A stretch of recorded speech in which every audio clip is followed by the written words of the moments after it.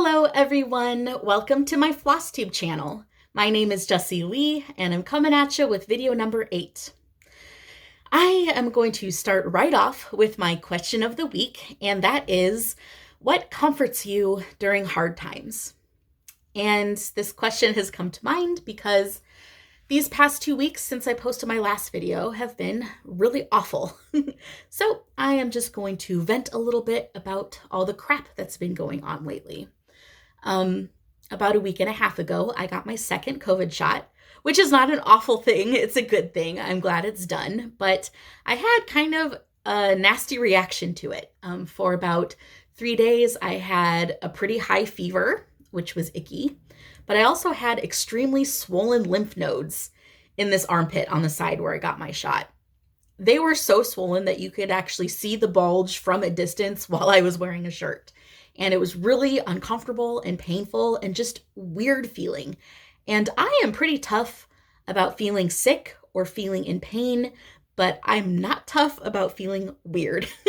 An example of that is I had a job a long time ago working at a veterinarian's office. And if you work with animals at the vet, it kind of comes with the territory that you're going to get bit sometimes. So I've been bitten by all kinds of different critters, and I have always thought that reptile bites are the worst. And it's not because they are the most painful or do the most damage, but they do feel the most weird, and I absolutely hate that.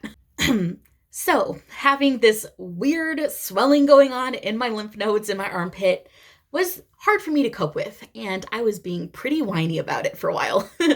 But it also drew my attention to the fact that this armpit bulge has been puffier than this armpit bulge for at least a couple of months now. I noticed a couple months ago that my armpit fat on this side just looks bigger than my armpit fat on this side. And also, when I noticed that this side is bigger, I noticed that I have some skin texture on the side of my breast that doesn't look like the skin texture I have on the breast on the other side. And when I first noticed it, I totally dismissed it as just a symptom of weight gain and getting more fat in new places. 2020 was not kind to us, and quite a few of us gained weight, and I have a few extra pounds now. And I'm pretty fat anyway, so there's not so many places for new fat to go. And I just thought I had one armpit that was bigger, and I thought the skin texture pretty much just looked like a stretch mark. So I didn't think much of it. But I kind of re-examined what was going on after experiencing this extreme swelling after my shot. And I showed the skin texture to my husband. Tim is an ER nurse, so he knows medical stuff. And he said he thought all of this going on was pretty unusual, and he really thought I should go see a doctor. So I made a doctor's appointment, and that's coming up in a couple of weeks, and I'm a bit scared to find out what might be going on with my body. And I'm also scared just to go to the doctor. I've never been to this doctor before. In my entire adult life, I really haven't had a primary care physician. In the past, I've had several very degrading experiences with doctors that have scared me off from going to the doctor unless I absolutely have to.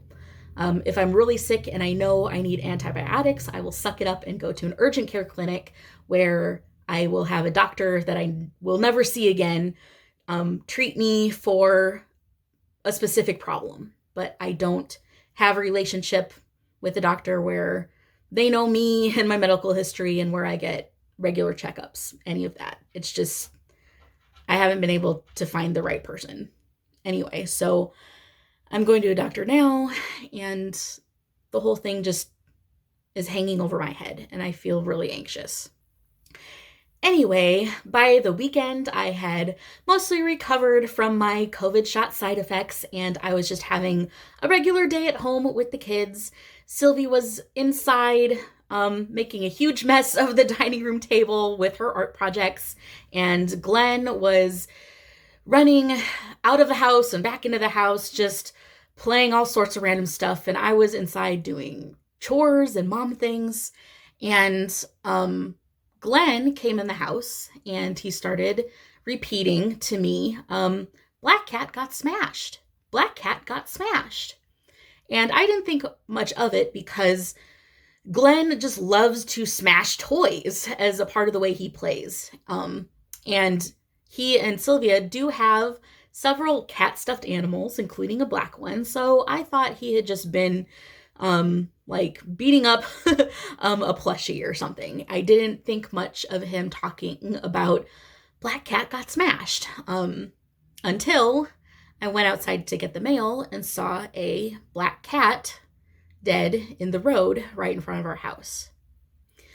It was not one of our cats, luckily, but it's still extremely sad. And I'm pretty sure Glenn witnessed the cat getting hit by a car, which is awful because he doesn't understand death. And I'm sure he didn't really understand what he saw, but it had an impact on him because the whole rest of the day he was repeating, Black cats got smashed. And it's just sickening. Anyway, once I realized what had happened, I did explain to Glenn, it's sad that the cat got smashed. The cat is all gone now. Stuff like that, trying to make him understand what had happened and that the cat was dead. And I called the non-emergency police number to report that, there's a dead animal on the road in front of my house, and it's a cat and it's sad and I have a kid. Like I just did the whole spiel, and very quickly, a lady came by in a car. I think she was from the Humane Society or shelter, and she removed the cat. And about an hour after the lady removed the cat's body, another group of ladies started walking in our neighborhood, and I noticed them sort of snooping around in my plants at the edge of the yard, and they were kind of snooping around in other people's landscaping. So I kind of poked my head out the door and called out to them, what are you looking for? What's going on? And they told me that the cat that had died was a mother cat. It appeared from the cat's body, and they were searching for her kittens. So that just makes the whole thing even more heartbreaking. And I went and searched in my yard for any sign of kittens, but I didn't see anything. And they eventually moved on. I'm not sure if the kittens were found or not, but that whole thing was a sad situation. I feel sad that Glenn witnessed that. I feel sad for the cat. I feel sad for the cat's kittens. I love cats. I'm a cat person. So that just breaks my heart. The other shitty thing that's happened this week is I've fallen into a really difficult situation with a family member. And I can't get into great detail about it, but basically this family member is going through some extremely tough shit right now, and they've reached out to me for support. And I will support them. I love this person. What they're going through is not their fault, and I relate to it, and I empathize with them, and I want to be there for them. But being there for this person puts me in proximity to other family members who I keep at arm's length for pretty serious reasons. And being there for this person triggers a lot of really traumatic memories for me. There was a day this week where they called me and we just had a 10-minute phone call. And when I got off the phone, I just sat down on my bed and cried literally all night long. It was just a lot. And this whole situation makes me feel so concerned and upset and sad for my family member. I am truly worried about their well-being. And it also makes me feel sad for my relationship with certain family members being what it is. And it also makes me sad for my trauma and my difficult memories. And it seems this situation is going to be going on pretty much for the long term, and I'm really scared. Okay, now let me lighten the mood a little bit by answering the question of the week myself. And what's been bringing me comfort during these tough times has been my husband being an absolute angel. He's done so much for me these past couple of weeks. He's literally held me while I cried. He's been giving me tons of snuggles and cuddles whenever I seek them out. And he even knows how to just sit and be quiet with me. And during the day, when we gotta slog through adulting, he has just kept the mood up by being a big jokester and making me laugh all the time. And he's initiated some cool activities to get me out of my head. One day he took me to a plant nursery in St. Paul that we had never been to before.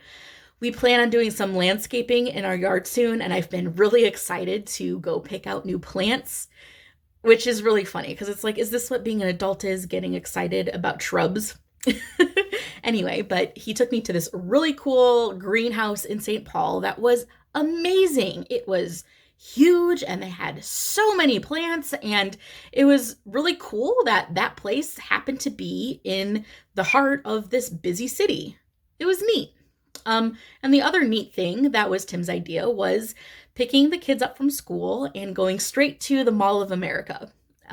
We had a really fun shopping trip there, and we were wearing our masks even though we're vaccinated, and I was encouraged to see that the majority of people at the mall were still wearing masks, even though the mandate in our state was dropped by the governor. And we had a great shopping trip. There's so much to see at the Mall of America. We had a really nice walk, and we even ate dinner at a restaurant there, and it was just a really nice time that got us out of our rut, and the kids had a lot of fun. We bought them a couple little toys. You know, it's always nice to have something new and exciting to play with, and it was a good time.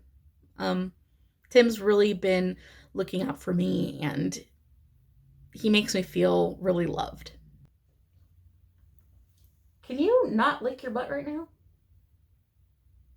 Another thing that really cheered me up was today I received some happy mail.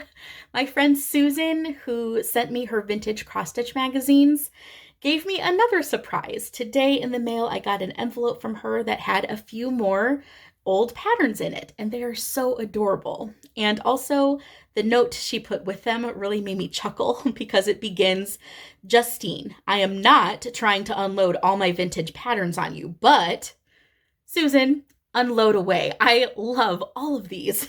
This is great stuff. What she sent me are some freebies from DMC that you could send away for back in the day. And they are some black and white charts that I can't really show on camera because they're black and white and kind of hard to look at, but they are really cute. They're mostly just images of really adorable, beautiful houses. And what I can do is read a little poem that's on one of the charts. It reads, "Kind hearts the garden, kind thoughts the root, kind words the blossoms, kind deeds the fruit." Isn't that sweet?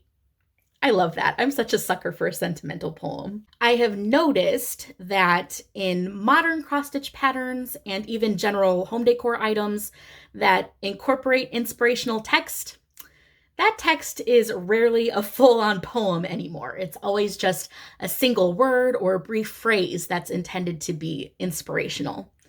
And while I realize that little poems tend to be more cheesy, I also think they tend not to be boring or cliche. So all of this is just to say that I kind of miss seeing little inspirational poems sprinkled around as much as they used to be. And anytime I find an old pattern with a cute poem that I find meaningful, it pretty quickly ends up on my to-stitch list. Ironically, here I am talking about modern text cross-stitch patterns, yet I did buy myself this book, Erin Congdon's latest collection of cross-stitch patterns, Cross Stitch for the Earth. I'm sure if you've spent any time on Flosstube recently, you've seen this book around.